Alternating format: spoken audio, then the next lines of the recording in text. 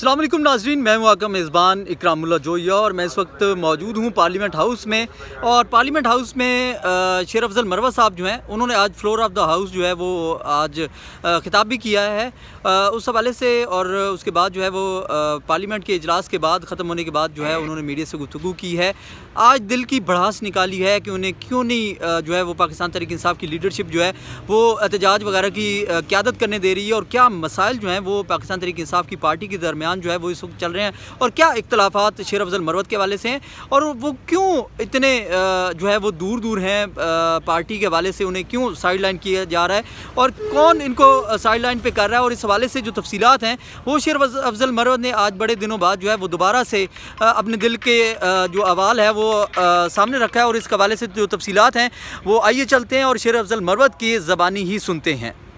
مروت صاحب ایک منٹ مولانا صاحب ہاں یار ایک سوال کریں. مروت صاحب نے داڑھی چھوڑی ہے, داڑھی رکھی ہے, اس کا پوچھیں پہلے. داڑھی مبارک ہو جی, داڑھی کی مبارکباد دینا سب, پھر آگے چلیں. داڑھی کی مبارکباد دینا پہلے. ابھی راستے میں یہی تبلیغ کر رہے تھے مولانا صاحب, مبارکباد یہ داڑھی تم جلدی سے منڈوا دو. نہیں مبارکباد کا کہہ رہا ہوں. مبارکباد.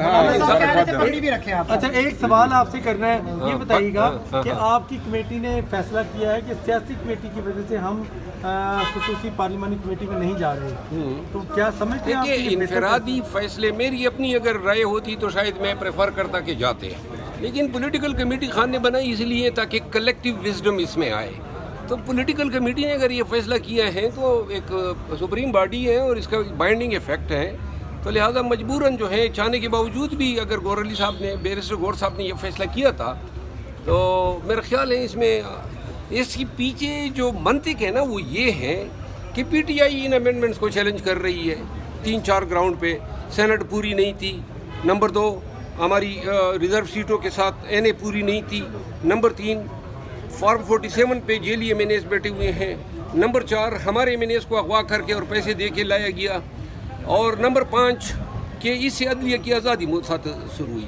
اب اگر ہم کمیٹی میں بیٹھ جاتے ہیں تو قانون کا ایک پرنسپل ہے جس کو کہتے ہیں پرنسپل آف ویور یا پرنسپل آف اسٹاپل. اگر وہ آگے سے ہمیں کہتے کہ خود ہی تو اس کمیٹی کے پرسوئنس میں, آپ اس امینڈمنٹ کے پرسوئنس میں جا کے بیٹھ گئے تھے, تو آپ اپنے کنڈکٹ سے اسٹاپڈ ہیں. تو پولیٹیکل کمیٹی نے اس انداز سے نام کیوں دیے؟ نہیں, نام دینا, دیکھیے پارٹیسپیٹ نہیں کیا. جب آپ کسی کو کہتے ہیں کہ میں اس قانون سازی کو نہیں مانتا ہوں, اور ساتھ میں آپ اپنے کسی عمل سے اس قانون کے تابع ہو کر کچھ کام کر جاتے ہیں, تو اس کو کہتے ہیں کہ you are hit by the principle of estoppel. تو اس اسٹاپل کے پرنسپل کو مد نظر رکھتے ہوئے پی ٹی آئی نے اس کا بائیکاٹ کیا ہے. اچھا سر, یہ بہتر تھا ایز اے پارلیمانی پارٹی پی ٹی آئی کو اس پارلیمان کا حصہ بننا چاہیے نا. یہ جو کمیٹیز ہیں, اس کے علاوہ یہ خصوصی کمیٹی, کوئی بھی پارلیمانی ایکٹیویٹی ہوتی ہے تو اس کا حصہ بننا چاہیے نا آپ کو. نہیں, دیکھیں یہ امینڈمنٹ ایک علیحدہ امر ہے, اور جو پہلے سے پارلیمانی کمیٹی ہے وہ ایک کانسٹیٹیوشنل اور ایک ٹریڈیشنل. ہم اس آئینی ترمیم سے ایگریوڈ ہیں. آج میں نے اسمبلی کے فلور پہ کہا ہے, میں نے کہا کہ اب آپ یہ کہہ رہے ہیں کہ 3 سینئر موسٹ جج کے نام آئیں گے, تو تینوں کی کوشش ہوگی کہ حکومت جو ہے ان سے ناراض نہ ہو, اور جب 3 کے میں سے کسی کے تینوں کے نام جائیں تو ہر ایک اپنے تئیں خوش کرنے کی کوشش کرے گا, تو لہذا چیف جسٹس وہی بنے گا جو جس سے حکومت سب سے زیادہ خوش ہو. اس کا مطلب ہے کہ عدلیہ کی وہ آزادی کی سہپاری نہ بن گئی.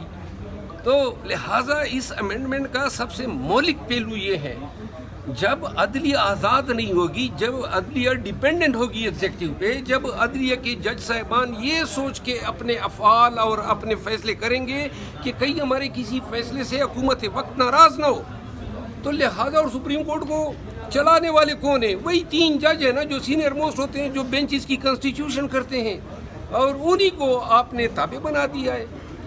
اس آئینی امینڈمنٹ کا یہ بڑا مہلک پہلو ہے. منتخب نمائندوں کو گھر بھیجنا بھی سپریم کورٹ کا کام نہیں ہے. جس طرح انہوں نے یوسف رضا گیلانی کو بھیجا, میاں نواز شریف کو گھر بھیجا, تو انہوں نے تو خود چھاپ لگائی نا سپریم کورٹ نے کہ یہ سپریم کورٹ نے کوئی تاریخ میں ہی کوئی اچھا کام نہیں کیا ہے. یہ آپ کی بات درست ہے, گیلانی صاحب کو کیوں بھیجیں؟ اور جتنے بھی یہ پارلیمنٹیرین کو جناب توہین عدالت ہیں اور آپ گھر گئے سپریم کورٹ میں افتخار چودھری جیسے، ثاقب نثار جیسے، ڈوگر جیسے، حتیٰ کہ بندیال جیسے ایسے لوگ آئے جو بڑے چھوٹے انسان تھے، بڑے اعلیٰ مرتبے پہ بیٹھ گئے. قاضی کا نام آپ بھول گئے. قاضی فائز عیسیٰ جو ہیں انہوں نے تو ایک نئی تاریخ رقم کر دی ہے ناانصافی کی. اور جسٹس منیر کا نام لیا جاتا تھا، آئندہ آنے والے 100 سالوں میں قاضی فائز عیسیٰ کا نام لیا جائے گا کہ ایک وقت ان کا بھی تھا جب پاکستان میں ناانصافی کا دورہ تھا. اور افسوس کی بات ہے کہ قاضی فائز عیسیٰ صاحب کے فیصلوں سے آج سپریم کورٹ دو لخت ہوئی ہے، عدالت کے اندر نئی عدالت بنی ہے.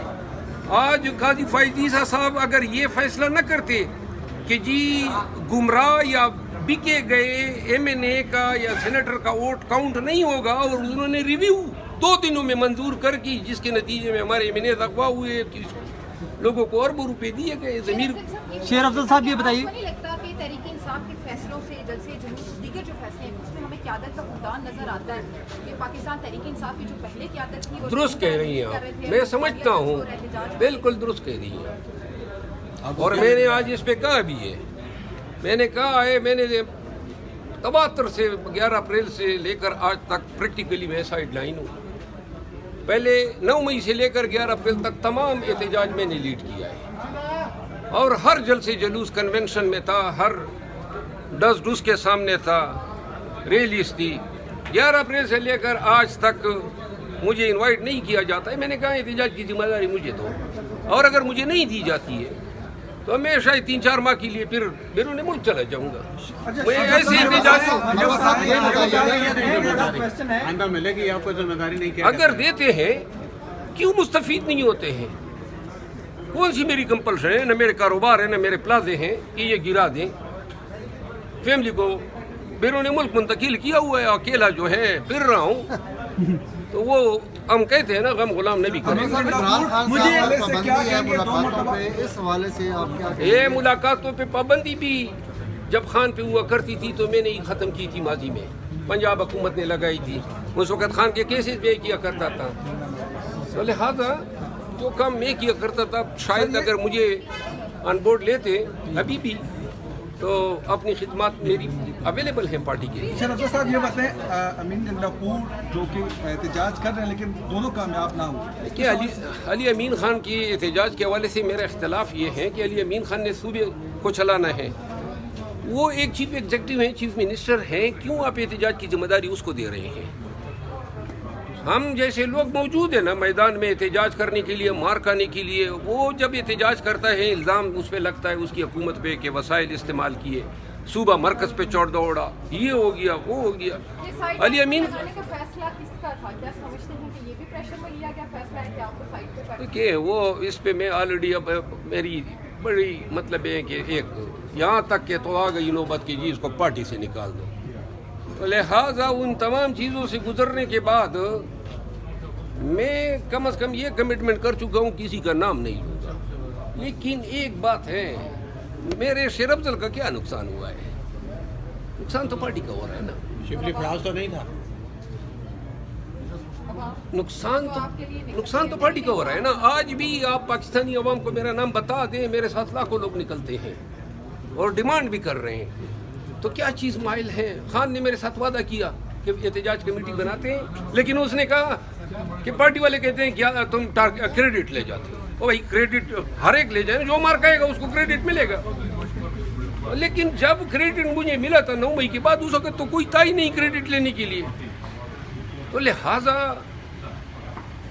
بہرحال میں یہاں تک آ کے کہہ چکا ہوں. باقی سوشل میڈیا پہ جو پی ٹی آئی کے لوگ مجھ سے سوال کر رہے ہیں کہ تم قیادت کیوں نہیں کرتے، ان کو میں ایک دفعہ پھر بتانا چاہتا ہوں کہ میں حاضر ہوں، لیکن میں اپنے تئیں خود ایک ایسی تحریک کا آغاز نہیں کر سکتا ہوں جس میں شاید سینکڑوں لوگ مارے بھی جا سکتے ہیں، کیونکہ یہ ادھر ہمارا واسطہ جانوروں سے پڑا ہوا ہے.